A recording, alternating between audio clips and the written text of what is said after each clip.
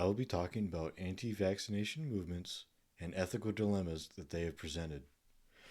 Among the majority of studies, all claim that vaccines are safe, effective, and key for eradicating or minimizing diseases such as polio, measles, or even pandemics such as COVID 19. However, even with all these studies, we still find quite a number of people who do not want to vaccinate, and the numbers are increasing. So the question is the safety of the masses more important than individual rights? We will be going over some of the historical relevance and context to vaccines, some of the reasons for the anti vaccination movements, special cases such as religion or political instability, and finally finish with a reflection.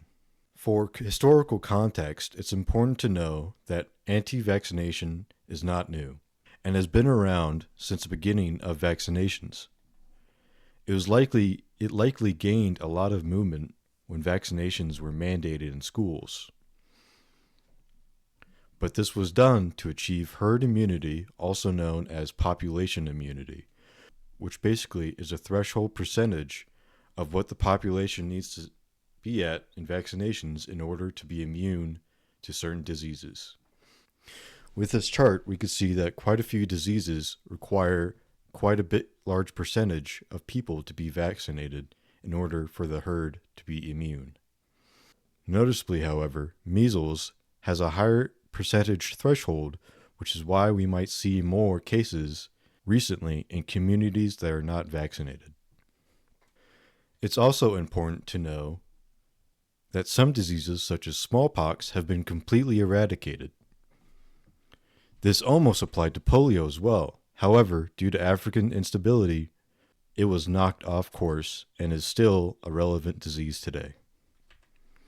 In the past, we might have seen similar historical dilemmas dealing with disease, such as Typhoid Mary, or also known as Mary Mallon, an Irish immigrant who came to America and spread typhoid by being a cook. She was later forced to be on an island prison due to her actions of not self-quarantining herself or switching occupation, which is one of the main ways that she spread typhoid. Some ongoing dilemmas involve measles in states like Texas, California, or many others, where there is a rise in measles cases almost every year in communities that do not meet that threshold of herd immunity. People do have their reasons for not wanting to vaccinate.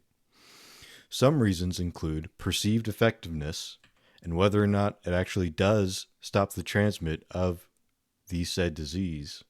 Distrust in an organization is also a primary reason, mostly involving government or pharmaceutical companies. We can see this a lot in Africa. It is also common to see people worry about the safety of the children and whether or not vaccines might harm their growth. There are also some special cases in where people may not want to vaccinate.